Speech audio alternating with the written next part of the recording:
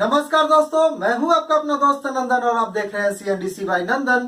दोस्तों, आज की इस वीडियो में मैं इस वॉशिंग मशीन के अंदर गियर बॉक्स लगाकर दिखाने वाला हूं। इससे पहले मैंने इस वॉशिंग मशीन के अंदर से इस गियर बॉक्स को निकालकर एक वीडियो बनाई थी और बेसिकली इस वॉशिंग मशीन को किस तरीके से ऑपरेट करते हैं वो चीजें मैंने आपको बताई थी।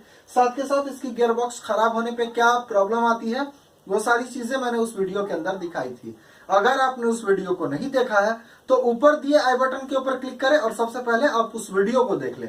अगर आप उस वीडियो को देखने के बाद इस वीडियो को देखेंगे तो चीजें आपके लिए समझना काफी आसान हो जाएगा। तो फिलहाल इस वॉशिंग मशीन के अंदर हमने नया गियर बॉक्स खरीदा है। मशीन भी LG की है और ये गियर बॉक्स भी LG की सेम मॉडल है। साथ के साथ इसके अंदर हमने बफर भी LG का रखा है और भी कंपनी की मेरे पास और भी बफर है।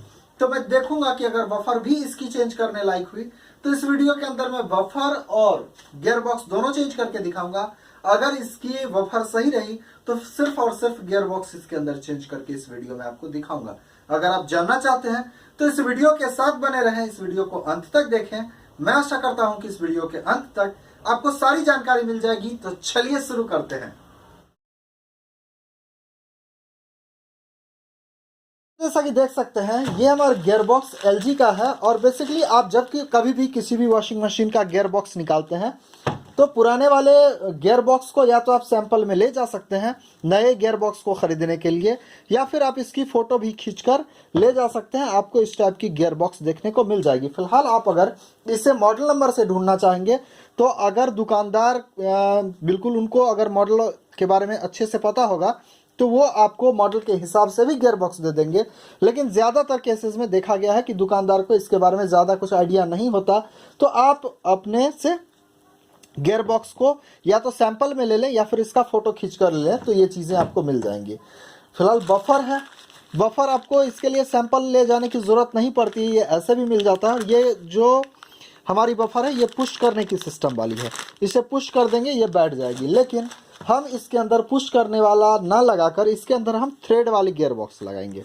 जैसा कि देख सकते हैं इसके अंदर उल्टी थ्रेड होती है, तो अगर इसकी ख़राब हुई तो मैं कोशिश करूँगा कि ये थ्रेड वाली ही इसके अंदर बफर लगाऊँ। ठीक है, ये बिल्कुल न्यू बफर है। तो चलिए इस वॉशिंग मशीन को हम खोल के और बाकी चीज़ें इसके अंदर लगाते हैं। देख सकते हैं यही है वो जगह जहाँ पे हमारी गियर बॉक्स लगनी है और यहाँ से मैंने इसे निकाल कर दिखाया था।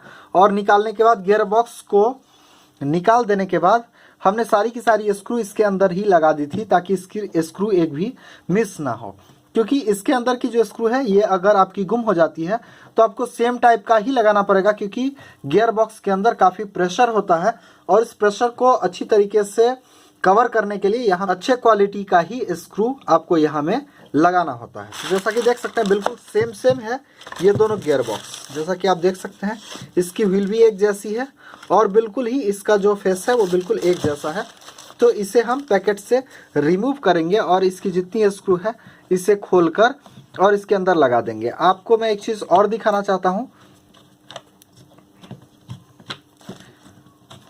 जैसा कि देख सकते हैं यहाँ में रबर की बुश थी, इस रबर के बुश को हमने नहीं निकाला था, लेकिन हमारी नई वाली जो ये गियर बॉक्स है इसके साथ हमारी रबर की बुश नई वाली मिली है। तो इस गियर बॉक्स को भी हम इसमें से बाहर निकाल देंगे। ठीक है, इसके मैं आपको इसके अंदर का एरिया में आपको दिखाता हूँ। जैसा कि आप देख सकते हैं यह गियर बॉक्स और इसके ऊपर यहाँ पे 10 नंबर की थ्रेड बनी हुई है और इसी के अंदर आपकी वॉशिंग व्हील जाकर इसके ऊपर लगती है। जैसा कि देख सकते हैं इसी के पीछे से हम गियर बॉक्स लगाएंगे, इस होल से वो रॉड बाहर की तरफ आएगी और ये जो वॉशिंग की जो व्हील आप देख रहे हैं ये इसके ऊपर हमारी लगती है। तो चलिए हम पीछे से गियर बॉक्स को लगा लेते हैं। दोस्तों जैसा कि देख सकते हैं यही है गियर बॉक्स का पैक। हम इससे बाहर निकालते हैं पैकेट से। ये बाहर आ गई। ये इसके ऊपर कुछ इस तरीके से लगना है। तो सबसे पहले इसके ऊपर से हम इस रबर के बुश को बाहर निकाल लेंगे। ठीक है, और इस बॉडी में से जो हमारा पुराना रबर है इसे आप स्क्रू ड्राइवर की मदद से पुश करके बाहर निकाल लेंगे। जैसा कि देख सकते हैं ये पुरानी वाली रबर हमारी निकाल आई। इसके अंदर हम ये नई वाली रबर लगाएंगे। अगर यहाँ पे आप पुरानी वाली अगर रबर रहने देते हैं, अगर वो सॉफ्ट है फिर तो सही है। अगर ये रबर हार्ड हो चुका है तो यहाँ से आपकी जो वाटर है वो लीकेज होने की संभावना बनी रहेगी। तो इसके अंदर हमने रबर लगा दिया है।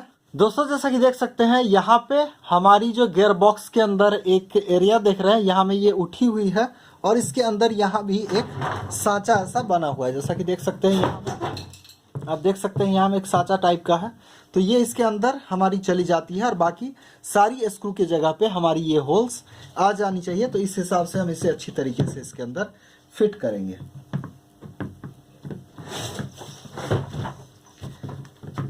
ये हमारी अच्छी तरीके से लग चुकी है। अब इसके अंदर हम जितनी स्क्रू को हमने इससे बाहर निकाला है वो सारी स्क्रू की मदद से इसे हम टाइट कर लेंगे।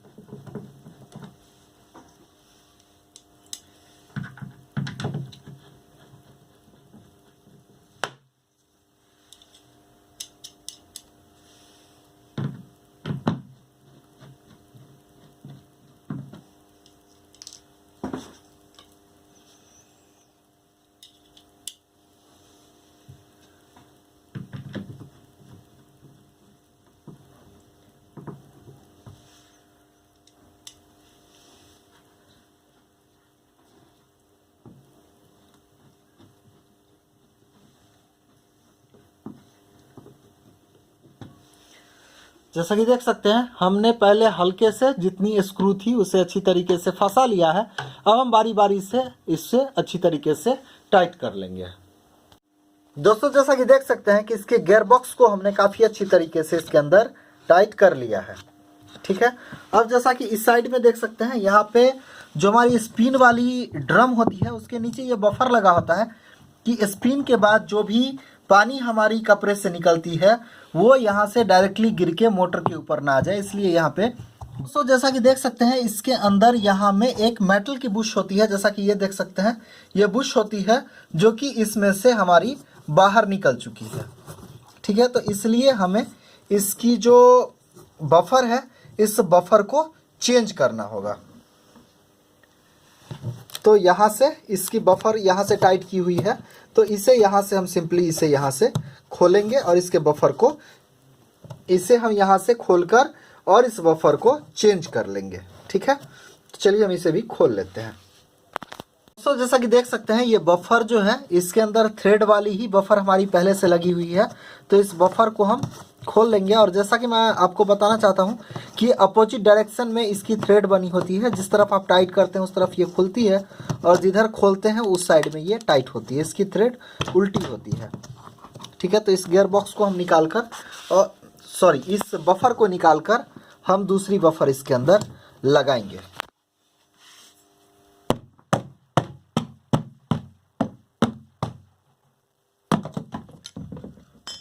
ये हमारी खुल गई।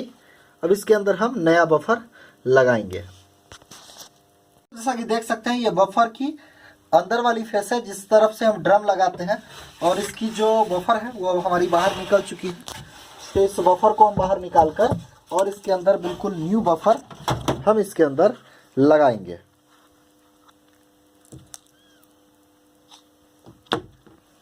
इस बफर को हम अंदर की तरफ से लगाएंगे। जैसा कि देख सकते हैं यहाँ में होल है, हम अंदर की तरफ से लगाएंगे और बाहर से इसे अच्छी तरीके से टाइट कर लेंगे। यहाँ में आप दो मोटर देख रहे हैं, ये हमारे वॉशिंग के लिए मोटर है। ये वी बेल्ट की मदद से हमारे गियर बॉक्स को घुमाने का काम करेगी।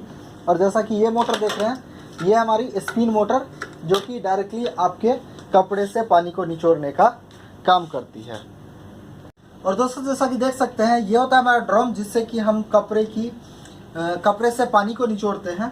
और यहाँ पे ये बफर लगा होता है और ये डायरेक्टली इस स्पिन वाले मोटर के ऊपर लगा होता है। और ये बेसिकली बफर इसके अंदर बैलेंस बनाने का भी काम करता है, और कपड़े से जो पानी निकलती है ये मोटर तक ना जाए इसका भी काम ये बफर हमारी करती है। पीछे की साइड से हमने इस बफर को इसके अंदर फंसा लिया है और इस साइड से हम इसे अच्छी तरीके से टाइट कर देंगे। तो चलिए हम इसे टाइट कर देते हैं।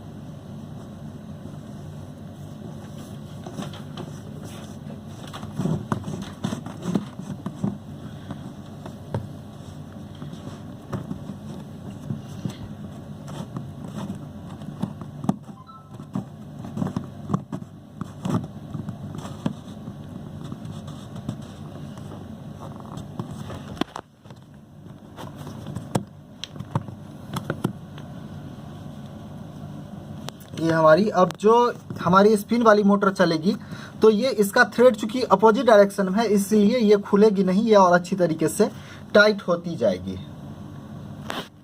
दोस्तों जैसा कि देख सकते हैं हमारी बफर भी लग चुकी है, हमारी गियर बॉक्स भी लग चुकी है। अब इसके बैक साइड का जो पैनल है हम इसको इसके अंदर लगाकर उसी तरह टाइट करेंगे जिस तरीके से हमने इसे खोला था। तो कुछ इस तरीके से इसे यहाँ में हम फंसाएंगे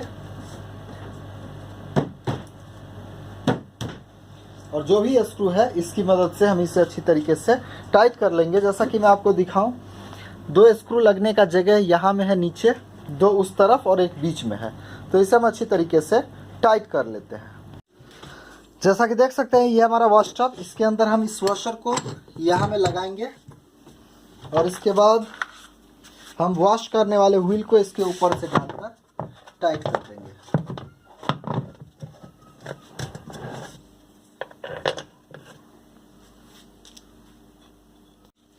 दोस्तों जैसा कि देख सकते हैं कि इस व्हील को हमने काफ़ी अच्छी तरीके से इसके अंदर टाइट कर लिया है।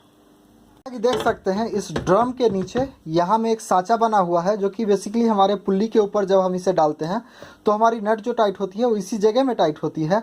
पर ये शाफ्ट के अंदर जाने के बाद आपको कैसे पता चलेगा कि ये जो हमारी कट लगी है लॉक के लिए ये कहाँ में आनी है, तो इसके ऊपर जैसा कि देख सकते हैं ये होल है, तो इस होल को आप जिधर से नट टाइट करेंगे उधर में देख करके आप इसे टाइट कर लेंगे। को लगाने से पहले इस शाफ्ट के ऊपर आप कुछ ल्यूब्रिकेशन वाली चीज़ लगा सकते हैं, चाहे ग्रीस हो चाहे कुछ भी, आप इसे लुब्रिकेट कर दें।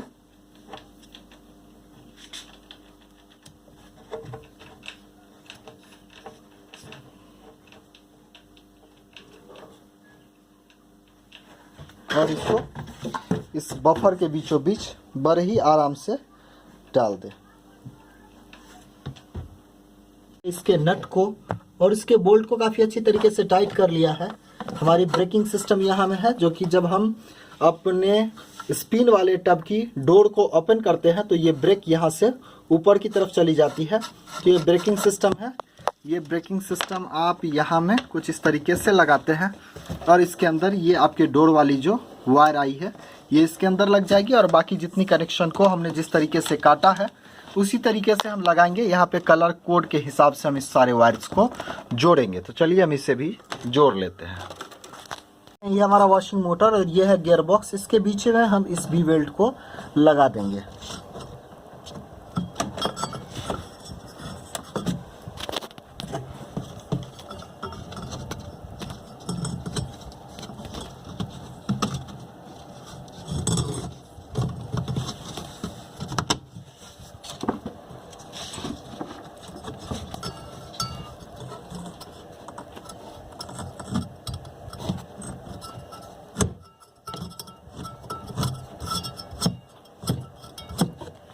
जैसा कि देख सकते हैं गियर बॉक्स हमारी लग चुकी है। अब हम इसमें पावर ऑन करेंगे।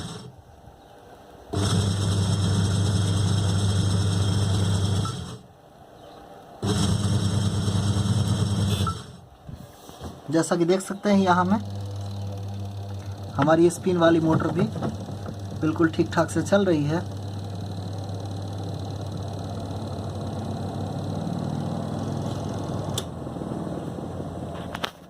ड्रेन वाले बेल्ट को भी इसके अंदर लगा लिया है और हमारी जो ब्रेकिंग सिस्टम है स्पिन वाली इसे भी हमने यहाँ में लगा लिया है। ये जो देख रहे हैं स्पिन वाली बॉक्स की ये ढक्कन है, हम इसके ऊपर इसे डालकर इसे कुछ इस तरीके से प्रेस कर देंगे। ये भी हमारी अच्छी तरीके से बैठ गई है। तो दोस्तों इस तरीके से देखा आपने कि आप वॉशिंग मशीन के गियर बॉक्स को और बफर को कैसे चेंज करेंगे। दोस्तों मैं आपको एक चीज कहना चाहता हूं कि मैं वीडियो खुद ही रिकॉर्ड भी कर रहा था और खुद ही मैं सारी चीजें कर रहा था, तो इस वजह से मैं थोड़ा सा परेशान था और कई बार वीडियोस के अंदर हमने बफर को गियर बॉक्स कह दिया। तो ऐसे जो शब्द में थोड़े बहुत मिस्टेक हुए हैं इस वीडियोस के अंदर, तो उसको प्लीज इग्नोर कर दीजिएगा। तो फिलहाल की इस वीडियो में बस इतना ही। मिलते हैं अगले वीडियो में, तब तक अपनों का खूब ख्याल रखिए। Bye bye.